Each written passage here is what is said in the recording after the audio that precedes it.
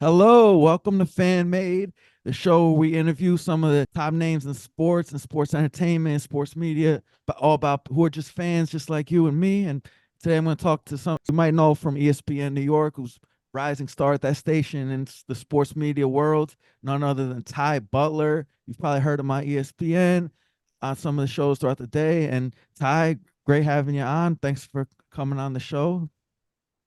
It's an honor and a privilege, man. When I see the email pull up, someone's been listening to the station. We appreciate that, and of course, tuned into to yours truly. I'm like, let's do it, man. Let's do it. So, what's up, Luke? Hope everything's well with you, Yeah, bro. everything's well, man. Yeah, no, big fan of you and ESPN and it's awesome to have you on. And yeah, no, what like I always ask my guests the first question, since the show's always about going to games and being a fan. Do you remember the first game you attended and any fun I stories around that? I, I thought about this.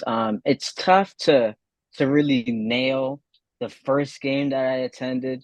Because I was going to games when I was a kid. Like my dad would always have me at Yankee Stadium, so I'm pretty sure it was a Yankee game, as far as one of the first that I attended. But it's really hard to put. Yeah. And if this why I love this question is because it brings me actual depression that I don't remember it. Because you'll Oh, listen to people, they remember the first game they've gone to. So now I've made a concerted effort. I've got two kids that they're gonna remember the first game they went to. So my firstborn Noah, we took him to Yankee Stadium last year, opening day against the Giants. Judge hit a home run up against the team that almost stole him from yeah. us. I'll call it us because I'm a Yankee fan. So Mm-hmm. that's his first game. Maverick still got his first game coming soon, but because of the sins of my parents not recalling and not documenting the first game we've been to, I'm gonna make it happen for my kids. But I've There been you to a go. lot.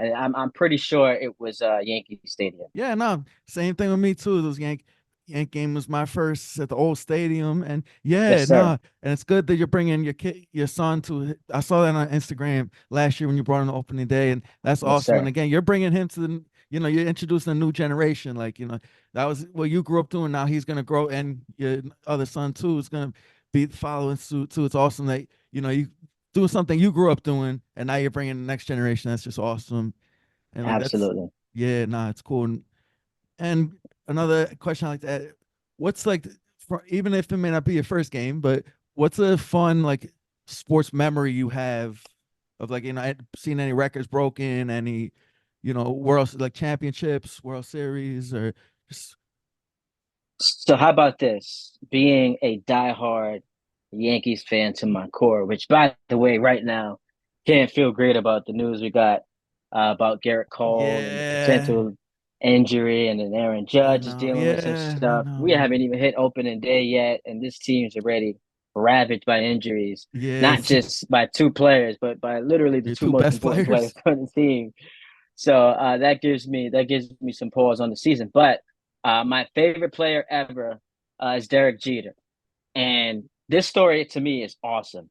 So I actually was in Yankee Stadium the day he recorded his 3,000th hit off David Price for a home run. And Nice. why it's so special to me is because I really got lucky. You go back to that season, Jeter was on 2,998 hits going into that Saturday game that I attended. But what people forget is the Friday night game got rained out. Hmm. So there's a good chance that if that game doesn't get rained out, Jeter, hits it Yeah, on Friday night. I'm there the next day and it loses its buzz, right? Like the balloon, it's deflated. But because of the rain out, put me in great position. My dad had tickets and he didn't really have interest in going to the game. So I remember we met up at the McDonald's outside of Yankee Stadium. yep, yep. Uh, chilled there for a bit, got the tickets, ended up being a little bit late. So I missed 2,999 because I was waiting in line, but got to my seat right in time for, I think it ended up being like an 11 pitch at bat, home Mhm. run to left field off of David Price. Stadium's going bonkers. My now wife, who was my girlfriend back then, we're standing next to each other. So, I mean, it's a beautiful love story. Beautiful love story. You see the things that I do for her? There you She's go, in man. Yankee Stadium But for yeah, I Derek mean, you Jeter's got you 3,000th got hit. something out of it too, though. At and least you there both got to and see. she has the audacity to ever complain when I forget to take the garbage out. I mean, come on now.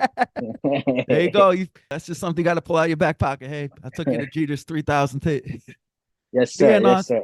it's awesome, man. And it's, definitely something cool to bring, your now wife and, have you'll have that memory forever. And, it's the way, especially the way it worked out that you made it, that it rained out, but then you were there for, his 3000th, and it all worked out perfectly. And So if you go back to the call, my guy Michael K yep, nails I it. remember it Says, history with an with exclamation point. exclamation. What people don't know is the exclamation point he's talking about is me being in the stadium. It's not the fact that Jeter hit the home run. It's that exclamation point. Ty got a chance to be here, Yeah, and there you have it. Yeah. it's true. So that's what He Kay knew, was yeah. talking about. I don't think Kay's told people that yet, but I'll be Yeah, the nah, first that to could be your list. Now the world break that could. story on your show. Yeah, exactly. Breaking news right there. Now the world knows that it all played out. It all, lined up perfectly. But yeah, no, speaking of Michael K, speaking of ESPN, talk about how, you got into being a host on ESPN and getting in there and getting with that opportunity. So it's a story of literal, perseverance and like towing that line of being annoying to the point where like you're constantly, in people's inboxes and DMs, trying your hardest to get there because I had decided that's the place I wanted to be come hell or high water. So back in 2013, I was an avid listener of Robin Lundberg's show, Oh 4 to yeah, 6 I've had a.m. him on too. Yeah, Robin's my dude. So I used to Great. listen to that show, the podcast. He and RJ, the producer, who's not a producer of the morning show, DP and Rothenberg, Yep. just a fantastic duo. Caught my attention, and RJ, um, I don't even want to say my. I guess I can say my surprise, and it's really nothing to do about RJ. But when you get in this business, it's hard to really get in touch with people like that who are, just so busy overnight. But I kept in contact with him. I'm tweeting at him. We exchanged contact information, and Robin at the time was doing this feature on a show called Fanless Friday, where every Friday he allowed a fan to come into the studio and essentially co-host the show with him. And just that was just like right up my alley. I'm like, yo, I got to get on that at some point. So I kept hitting RJ up. Never really aligned because at the time I was in college. I was at SUNY Oneonta. So the timelines had to match up. And it just so happens, I'll never forget this. He hit me during spring break and he's like, yo, if you got some time, next Friday, we'd love to have you in on Fanless Friday. And I was like, yo, that's perfect because I'm actually headed down back to New York City from upstate, SUNY Oneonta, and I'm gonna be hanging down there for a week. So I got a chance to come in and we did the show together. I was very nervous. I went back and listened to it, and I'm terrified. I'm stuttering all over the place, but it was my first Yeah, it's your time, first so I time. mean that's to be expected. And RJ was great, man. RJ kept in contact. Um, I think I might have met Justin Craig, who was the program director back then, that day, and I let him know, like, listen, I have aspirations of getting here. He's like, yo, here's my email. Keep in contact. Finish college, get your degree, and if something ever opens up, we'll let you know. So then, fast forward, my capstone at Oneonta, I had to do an internship at a radio station, ESPN Syracuse, an affiliate. Worked there, interned there, got a job there, worked there for a while. Then in 2017, RJ hit me about an opening for a board op producer position at the station. I was like, here's my resume. Immediately came back down to the city, interviewed with Ryan Hurley and John Winthrop, program director, APD. And I remember Don came into, during, like, he just kind of barged into the interview. He's like, hire this guy. He's great. He had no idea who I was, but Wow. I always remember that. So it was fun. Yeah, got that. And then got back to Oneonta the next week. I got a call from Ryan, offered me the job, moved back to New York City. And there we have it. So I board up produced for what ended up being a 5 year, yeah, five, because we're in 2024 now. So 5 years in 2022 in August, signed a contract as a part-time host. And then here we are today. Wow, that is a great story, and and it goes to show you perseverance. The fact that you kept up, you kept the contacts with everybody, and it's awesome that it played out, and it's just starting here. Like, you just got the part time, but I can see big things coming in the future, Thank you, man. bro. Appreciate you, You dog. know, you, that's just a great story and great motivation for anybody, man. And it's good on, Robin and RJ for remembering you, for giving you those opportunities too, and you just taking it and running with it. And yeah, no, it's just that's great story, and can't wait to see what happens next. For the future, your future at ESPN. And yeah, but my next question, you mentioned, obviously growing up being a Yankee fan and Jeter being your first player, but do you remember the first jersey that like Yankee, or it didn't even have to be a Yankee jersey, but like, what was like the first I jersey you remember remember wearing and just Allen Iverson. Allen Iverson, nice. Because my uncle had like two or three AI jerseys. He had the Mhm. Sixers. It was the black one and Yep. the blue one. I remember the blue one. I remember he would have it hanging up in his room, and I just threw it on because so I grew up. I had braids, and I Oh, wanted to nice. emulate every player in the NBA who had braids. So that was Allen Iverson and Latrell Sprewell. Those were Mhm. my two guys I looked at, and yeah, Allen Iverson. That was the first jersey I ever put on. Nice, man. Yeah, no, AI, that was one of the, obviously, we're around the same age and growing up, and AI was like that guy. And I feel like everybody wanted to emulate, especially saw people wearing the jerseys and the braids and, buying the shoes and doing the, crossovers and all that. Like, nah, he definitely inspired a lot of players that are playing now. And yeah, no, he had a huge impact. And no, that's cool that you had his jersey. And what's the best? What do you, out of all the stadiums you've been in, games, really any sport, what's like, who's the best player you've witnessed watching? It doesn't even have to be like your favorite player, just like somebody you've seen live and you're like, wow, that guy's talent is just, worth the price of admission right there. Oh, it's LeBron, without question. So I mean, I guess it's a bit controversial, but my stance is that he's the greatest player in NBA history. Mhm. So I guess working in concert with that has to be since I've seen him play in person. Yeah. Like he is unquestionably the most talented player I've ever seen, and I saw him back. My way up, and when I first started like actually covering games, he was with the Cavs. The second stint, during that um, title window that they had.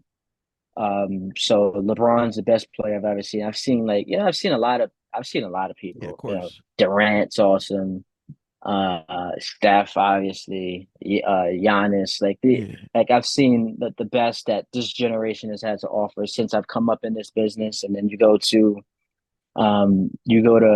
baseball, and then those great Yankee teams, of course, Jeter and A-Rod and Mariano Rivera, Yeah. star-studded athletes. But the one thing, man, that's gonna stick with me the rest of my life, my favorite player of all time of any sport, because I mentioned Jeter, that's baseball. Yeah. My favorite player is Kobe Bryant.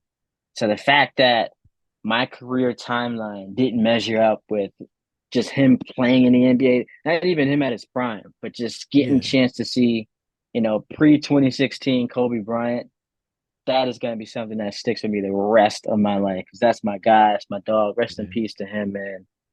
But yeah, LeBron's the best I've ever seen in person. Yeah. Nah. Yeah. No, definitely. Rest in peace, Kobe. And, he's, again, myself too, never got that chance to see Kobe live. And even when I did see the like teams play, Knicks play against the Lakers, something, he was always either like hurt or like, not playing. But yeah, no, it's definitely somebody I wish I got to see. And but yeah, no, you're right about LeBron too, just being, so dominant. I feel like he was one of like the early, especially in his era, like he like the way just he was just built like different, like physically, and just the way he could just take over a game. Like he could play small, he could play big, and he was like one of the, first is like he really could play like really any position in like our Yeah, in his era, and it's and just so much fun. you could see on full display, like people rave about his acumen and his IQ. Yeah. Like you being at games, you see it. Like you see his vision and how he sees plays develop. And this guy has been in the league for what it's year Yeah. 21 for him. So Mm-hmm. he's literally seen every single defense that Yeah. could be thrown at him. What I will say though, I was at that Warriors Knicks game a couple of weeks ago. Steph is a different Oh level. Steph's yeah. obviously not better than LeBron, but No, just but watching him is so fascinating.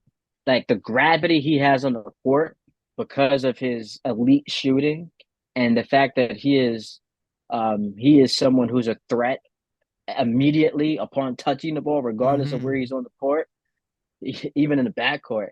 Yeah. To watch him run around all game, fighting through screens, the defense chasing him, and how it opens it up for Draymond's easy layups, and Yeah. Clay gets a shot here, and Kaminga gets a dunk. Like the gravity of Steph Curry is to me one of the most fascinating things I've ever seen. Yeah, no, I agree about Steph. And the thing about Steph is like he's such a like not only is he a dominant 3 pointer, and obviously he changed the game because he had more like you had big men and small guys shooting a lot more threes now and trying to defend him as well. But he's also a great playmaker too, like you just mentioned. Like yeah, he dominant on taking threes, but he'll also set guys up, and I think it's just just as powerful quality as he has as just as a shooting too. Like he's a great playmaker as well too, and setting guys up for sure. And yeah, and you mentioned obviously being at the Garden, and obviously we all know that's a great energy, great atmosphere. But what's some of like the best, like it could be stadium, arena, any sport, best arena or stadium or atmosphere that you've been to outside of New York? Out school, that is a good question. I had to the It could best. literally be like any kind of like factor, like reason why, or just That's a good question. Let me think about that one. That's a real good one because I gotta think. Is it Philly? Because Philly fans are just oh yeah, they're nuts. different animal. So Yeah, it for sure. might be Philadelphia. Houston. I've been to Houston. Um, Charlotte. Like that's a good one. I got to think about that one. All right. Is it Miami? Is it Miami going out there? It might be. It might be Houston. Honestly, Yeah. it might be Houston or Philly. Is it? Yeah. Yeah, I'm Houston and toying with it. Philly. I'm We'll take toying. either one. Yeah, it might be Houston or Philly. Yeah, nah.